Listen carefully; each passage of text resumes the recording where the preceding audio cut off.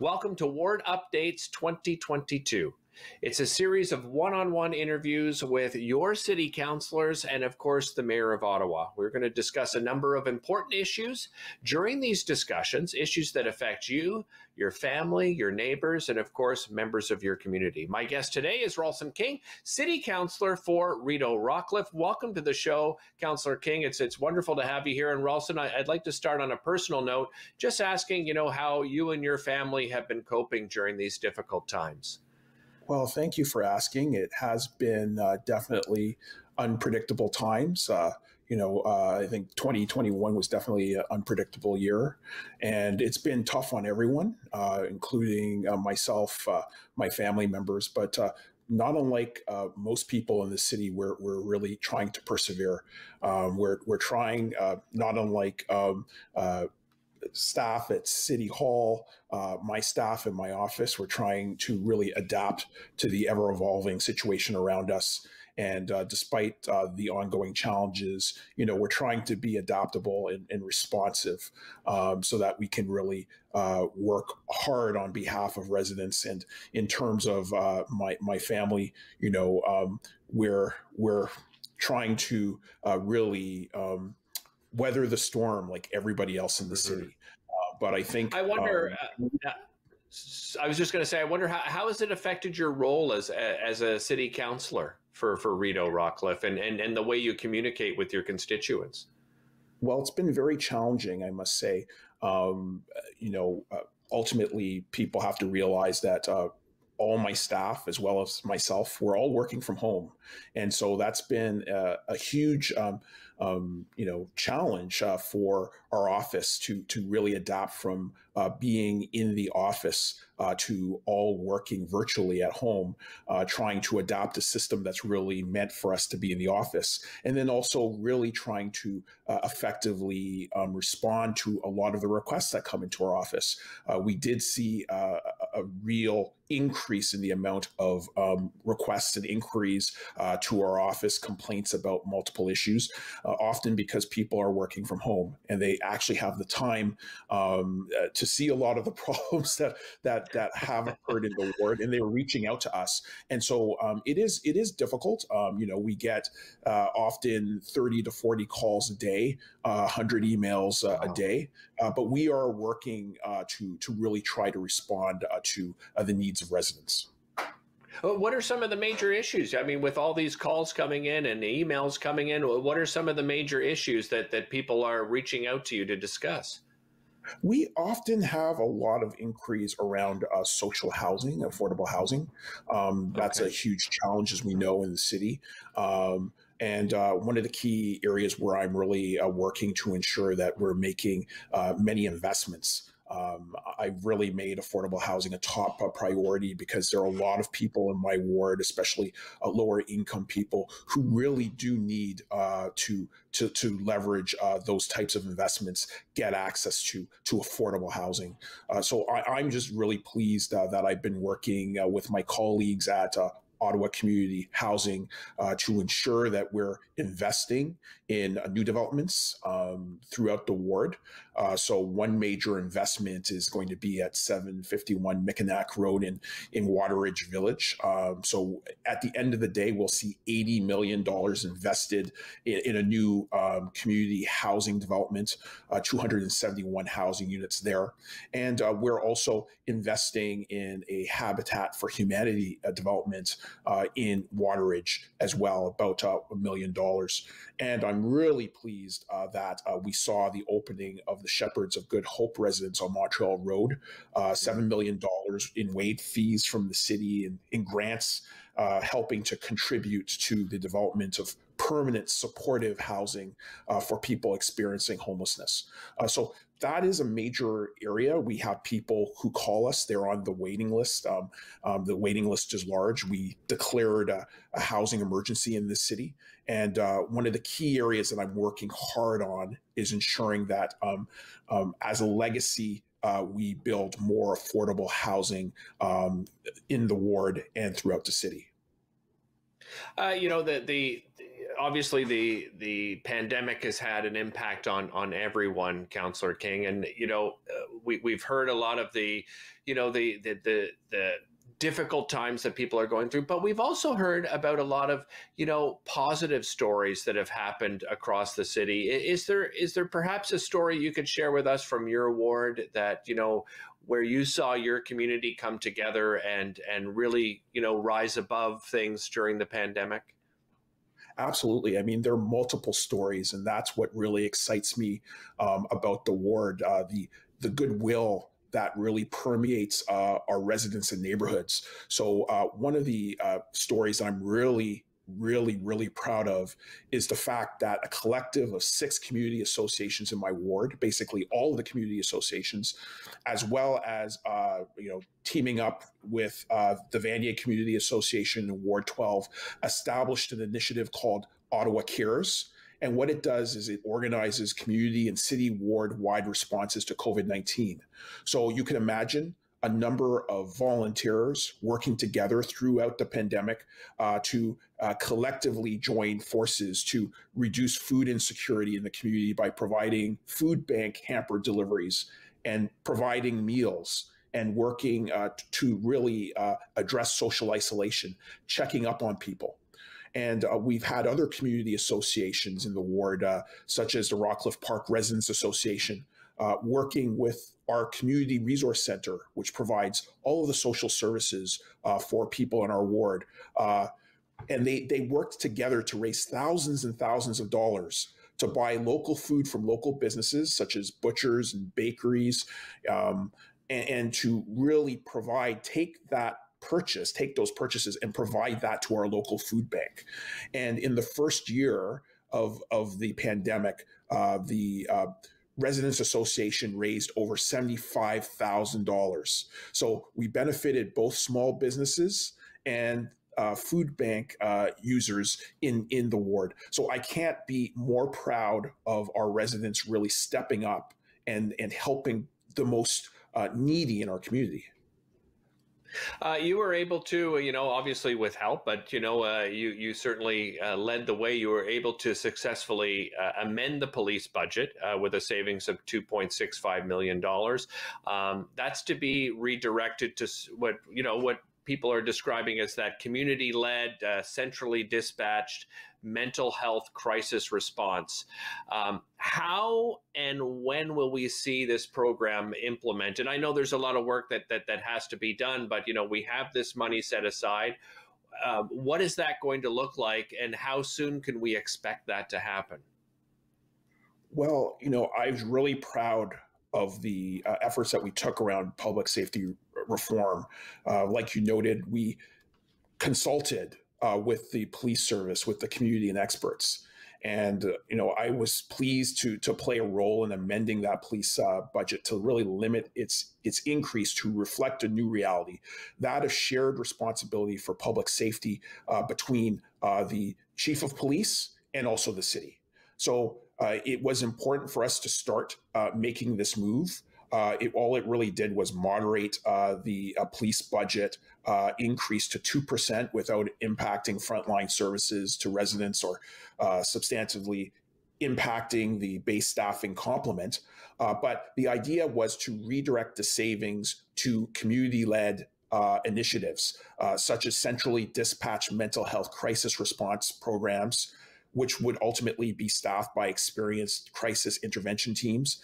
And the city is actually working on that, along with programming for youth and violence prevention programs to protect Indigenous women and girls, but programming for youth in high priority neighborhoods, often racialized youth with a higher prevalence of low income.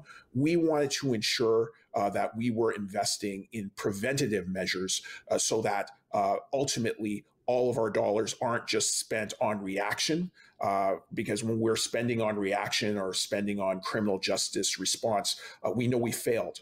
But I think that if we can reach out to youth, if we can put protective services in place for our residents, we're giving them a better potential at a better quality of life. And we're also ensuring that we're contributing to a better overall quality of life for all the residents of Ottawa. If people do well in all of our neighborhoods, we all do well. So that's the idea. This is a legislative new model that community well-being is in the hands of both the police service and the community. The challenge for us is having the province step up to the plate and say, okay, we've legislated this. Now we're going to provide you with the proper resources to really address public safety in the community and not just through the police service. Yeah, and you were also involved in a series of public engagement sessions for the Anti-Racism Secretariat. That began last year. It's my understanding that you had some town halls in this month so far, the 15th and 20th of January, to continue on that. So what were some of the key points brought forward in some of those discussions? Well, the key, of course, is over the past year as Council Liaison for Anti-Racism and Ethnocultural Relations Initiatives, I helped establish, a new anti-racism office at the city to address systemic racism in our community and within the city's workplaces and services. And so in the round of multiple consultations that we held with both equity-seeking groups and the wider community at large, we really heard from the community that they wanted us to apply an anti-racism lens for policies concerning employment equity, housing, economic development, governance, health outcomes, and youth development. And I think we especially heard about health outcomes. There is a lot of culturally sensitive and relevant impacts in terms of mental health for the Black community, as example. But there is really no funding and no programs that address Black mental health. And so, that's important because we know that mental wellness is an impactful factor on, health outcomes, societal outcomes, especially around increased levels of criminal justice issues. So we want to ensure that there are those proper investments in those areas. And I think that's what we heard very clearly from community members during those consultations. Rawlson, are you encouraged that those investments will come to be? Because, obviously investment means money, and we need to, and I'm not just talking about the city in general, but certainly if we look at our healthcare system in Canada, the amount of money that we're putting towards mental health care is still a drop in the bucket compared to, everything else across the board. Do you see, is there encouragement that those investments are coming? Are you confident in that? I am encouraged.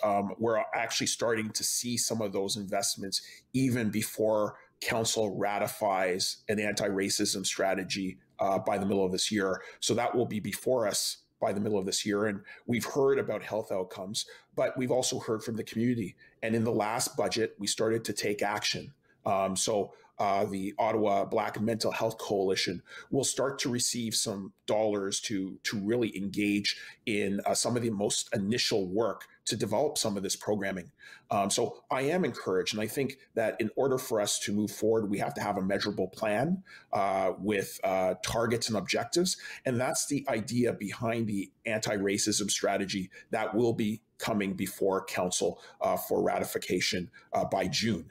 It will set a blueprint, a roadmap. And once we have a roadmap, we'll be able to quantify the investments that are necessary. And we'll be able to look in terms of future budgets, in terms of allocations, where money should go, and in terms of advocacy, where we should be asking for money from the province. Because you're right, we're spending in excess of $6 billion in healthcare a year provincially.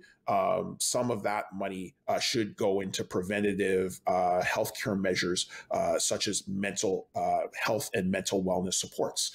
So I think it's important for us to have that blueprint so that we can make informed decisions when we start to look at our budget. You've had a busy start to the year when it comes to public information sessions and consultations. I want to get specific to some infrastructure projects for your particular ward. So the resurfacing project on Donald Street, public consultations took place on January the 19th, I believe. What did you hear from your constituents on this resurfacing, of Donald Street? Because I think a lot of constituents, who live in the area also look at, well, we've got the revitalization of Montreal Road that is ongoing, and here we're going to have, another major resurfacing project. What was some of the discussion that you heard for that information session? Well, I think community members were excited, as well as the community association in Overbrook. It's long overdue. We've been talking about resurfacing when I was a community association president in Overbrook over 4 or 5 years ago. So it's been on the books, and it makes sense. It's a project that makes sense, not just because of the need to maintain the quality of the surface of the road, but also because it will work to interlink and start to complete a large section of the cycling infrastructure in the city's cycling network. Because as we know, Donald Street connects the Ottawa Bridge over to Sandy Hill, and that crossing is a major investment in active transportation infrastructure, and there are completed portions of cycling infrastructure that interlinks to that infrastructure. So the segments of Donald from North River Road to Vanier Parkway is completed. And there is a segment of cycling infrastructure on Donald Street that has been completed from Cummings to St. Laurent. And then, of course, at St. Laurent, we have a new protected intersection. But the main line between St. Laurent and Vanier Parkway has not been completed in terms of cycling infrastructure. So community members are absolutely excited that this key piece of infrastructure is going to move forward.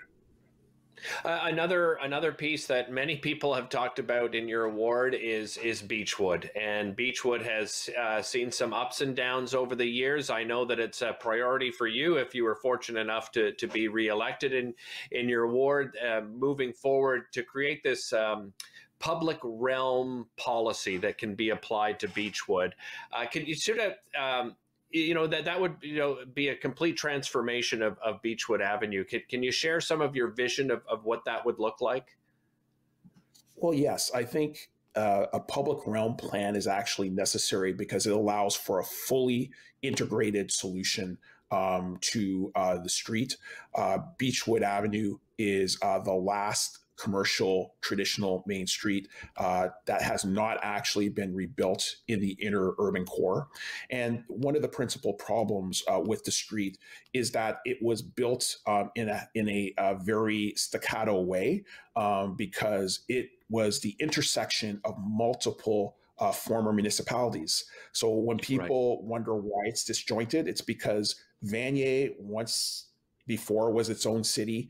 Rockcliffe Park was its own village. Then you had interface with the old City of Ottawa, the pre-amalgamated City of Ottawa. And the challenge was they had their own planning and transportation departments, and the road was disjointed because of that.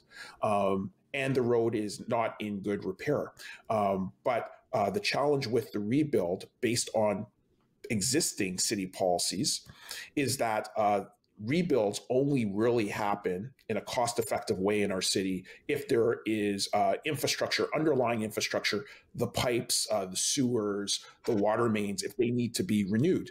And the challenge that we've seen is that renewal and will only take place in 20 years. And obviously that is not acceptable for community members. The pace of development and the improvements on the road are really driven by development. So we only get a small stretch of cycling track if a development takes place. And so it's been completely incremental. That has not satisfied anybody, from residents to community organizations to community associations.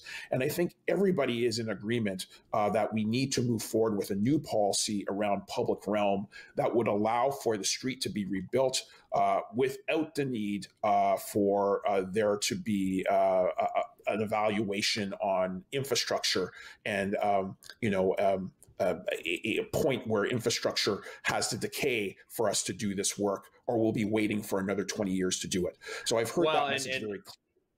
Yeah, and not only infrastructure, you've also seen, a lot of, buildings that haven't been maintained along that strip. And the city is finally, dealt with that quite a bit. Actually, I think a lot of your residents would be pleased to see the fact that some of those buildings have been forced to tear down because they were in such disrepair. What do your constituents want to see on that? Because Beechwood really is. If I look at the community, your ward, it really is. I think the street that people gather on, right? That people go to and, Yes. and that they want to support and they want to be a part of it. What are you hearing from your constituents? What do they want to see? Because I think a lot of your constituents are concerned that we don't want it to be the next Westboro, but we also understand there has to be a mix of residential, retail, restaurant. Absolutely. So I think you've hit the nail right on the head. That's what I hear. People want development to go forward. They're not against development going forward, residential development. They do want it to fit the character of the community. They want to ensure that there is a retail space in new development that really is characteristic of the street. That means smaller scale retail, restaurants, cafes.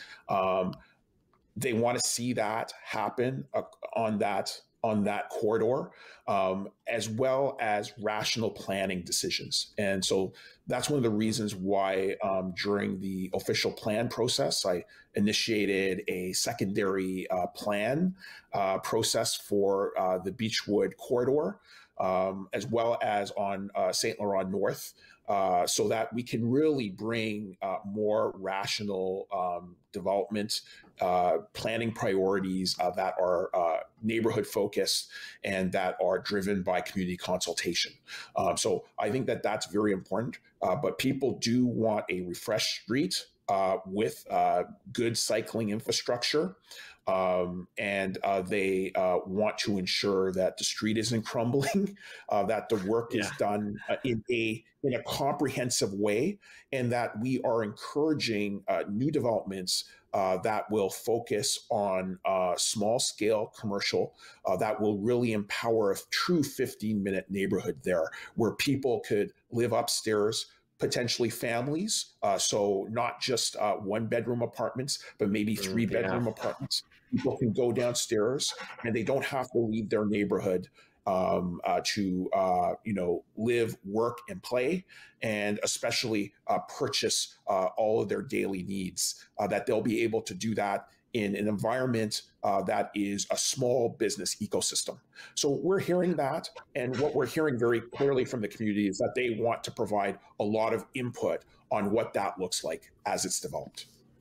You mentioned small business, very difficult times for small business, and regardless whether we're in the pandemic or not, what have you been hearing over over this term from small businesses? What are some of the things that they're concerned about?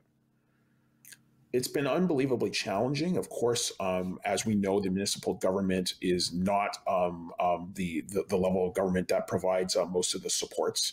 But we've heard unbelievably challenging stories from small business owners. I was just talking to a small business owner recently in my ward. They are really constrained, obviously, because of the lockdowns. They've been following the rules, but even with some of the rent supports, it's been challenging. I've worked in conjunction with my colleagues, especially early in the pandemic, to attempt to stop evictions for small businesses. Because we were seeing some developers using this as an opportunity to force people out, noting that they wouldn't be able to afford their rents. But the key here is that we have been working very closely with other elected officials. That's one thing I'm very proud about in the federal district of Ottawa-Vanier. All of the city councillors, Councillor Tierney, Councillor Fleury, and myself work with MP Mona Fortier and MPP Lucille Collard very closely on these issues. In fact, my office has helped put together a number of small business economic roundtables during COVID, really to allow community members and small businesses to have discussions on what they need from the senior levels of government in terms of supports. So it's been very tough, but we've been having those conversations with small businesses to try to assist where we can and to tell them that we support them. And that's the most important thing, to be able to go out to Beechwood. We were doing that multiple days during the summer, going out, setting up tents, encouraging people to shop at the local businesses, and giving people a taste of the wonderful fruits from our local farmers. So we've been really pushing the fact that we need to have greater investments in small business, that we have to keep them viable, and that we need residents really supporting them as much as possible. Rawlson, just a couple of minutes left. So I wanted to touch on the fact that at times we've seen a very divided city council. There's going to be some new faces. Of Jean Cloutier, Alta Vista Ward, has announced that he will not be running again. So I believe there's, five openings for sure now. So new faces around the council table, of course, a new mayor. When it comes to leadership on the city council side, and of course the new mayor coming in, how can you help bridge some of this divide that we've seen over this particular term? Well, the reality for me is I do try to work in good faith as an honest broker with all my colleagues. I think that they're going to understand that I have specific geographic interests and also ideological interests.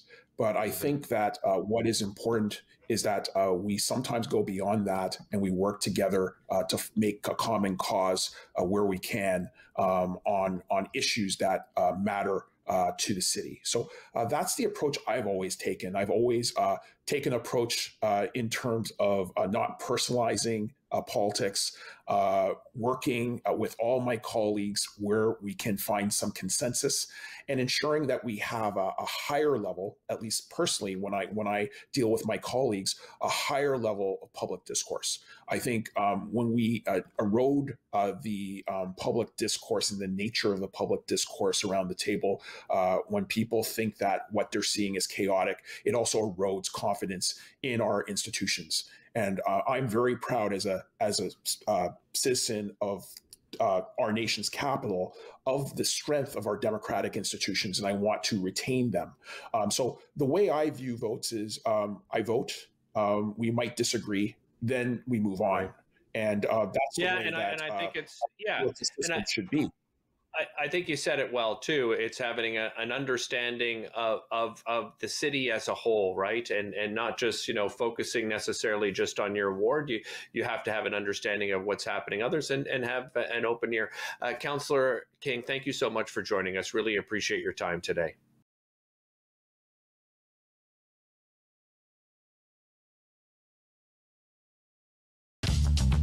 This program is brought to you by Ignite TV.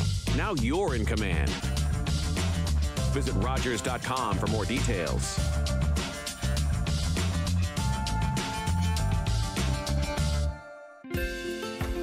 Call the Rogers TV viewer response line.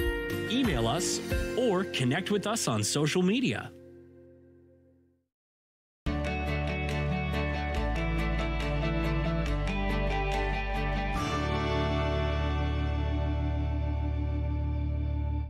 We're creating space for change. Progress. Equity. Reform. This is a call out, a shout out, a reach out. To help small businesses, charities, and organizations that support equity deserving groups. Let's promote progress by promoting your brand.